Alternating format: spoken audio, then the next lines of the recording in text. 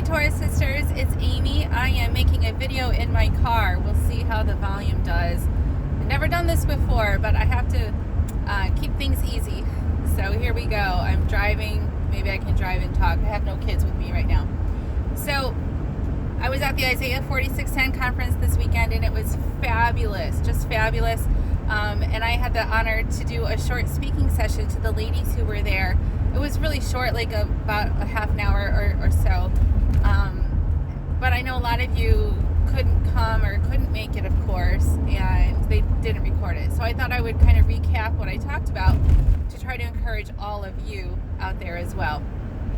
So the topic that they asked me to talk about was to encourage ladies that the work that we do is important and that we are important, which is a huge topic. But here's how I decided to tackle this. And when I tackle things, it's based on what God is doing in my own life. So if you might take away something from this that's completely unrelated to what I'm working through. So I don't say things because I have it all figured out. Like, I'm working through these things, and so therefore I'm pondering them. And you just have to hear it about it if you want to. So here's where these thoughts took me about, do I feel important and noticed and appreciated and all of that. So the work that us women do is often behind the scenes. Not always, but sometimes, mostly I think that's part of God's setup. I'll have to think about that more, but it just is. We're changing diapers, we're plugging in the crock pots, we're cooking the food, we're making the beds, all these things.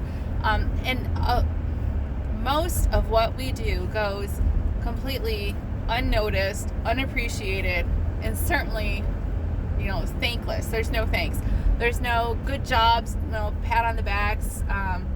If you have a good husband, he ought to be doing that for you, and as your kids get bigger, they ought to. But for the most part, still, most of what we do throughout our day is just not noticed. And this I can talk about because you guys know I'm single, and my husband left me about 5 years ago. And one of the hardest things when I was suddenly alone was that I couldn't tell him all the cute stuff that my kids did.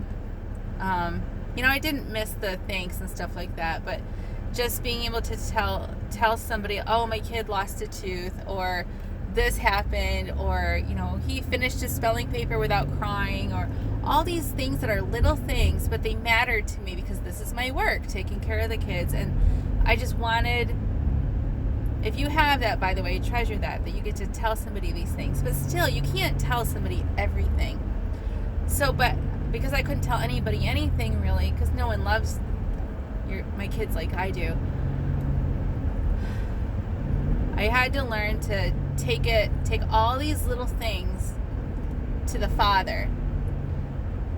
And it was a process. It didn't take me real long to figure this out because I was dying to tell somebody these things. And I figured out really quick that He's the one that I get to tell. That He cares about all of these things.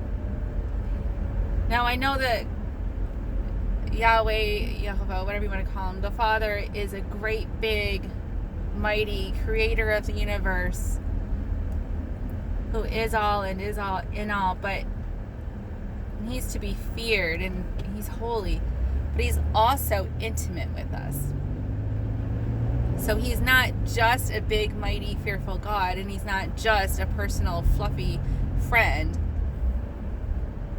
Somehow He's the creator of the universe, but He also wants intimate relationships with us. And there are many, many scriptures that show this, that He knows the number of hairs on our head.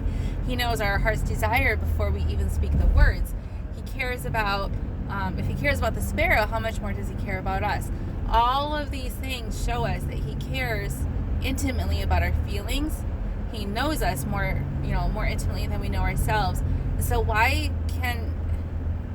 maybe some of you have always been better at this than I have, but I was not sharing those things with Him. And once there is this void where I only could share these things with Him, then I really began to treasure and appreciate that.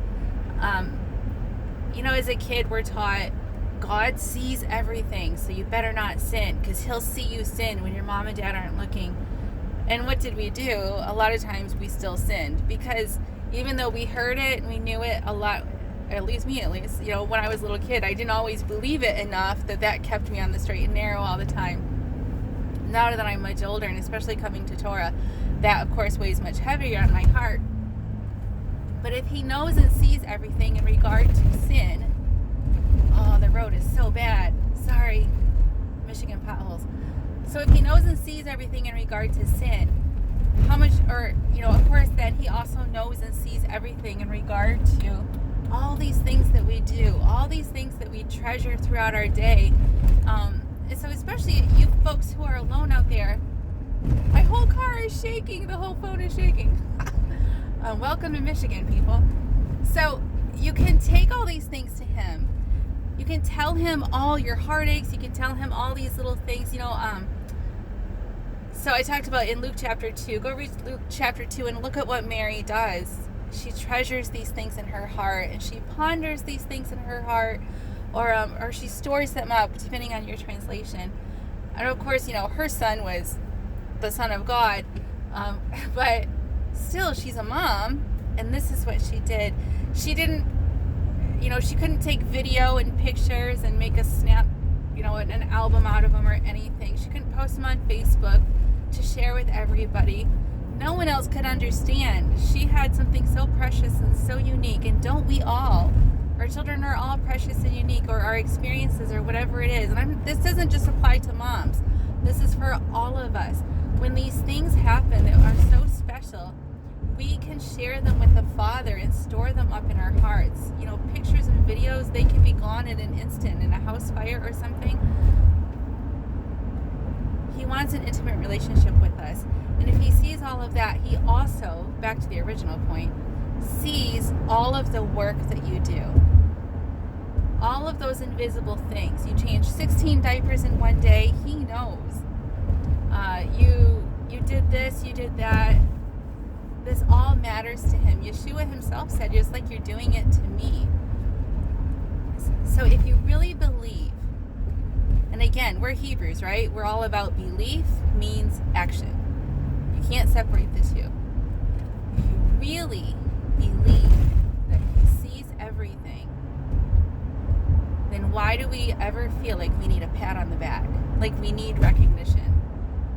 And I'm speaking to myself too, because sometimes I want to get recognized. My flesh wants thank yous or whatever, but in this life we might not get them.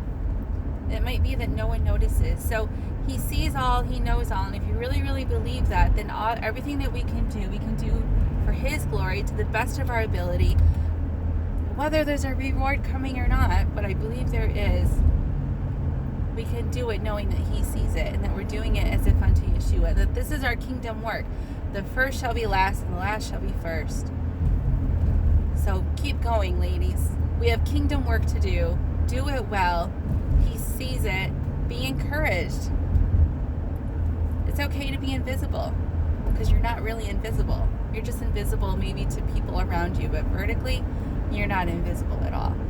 So I hope that encourages you. Leave some comments about maybe your experiences to try to encourage the ladies too. This doesn't have to be just the Amy show. Thanks. Bye.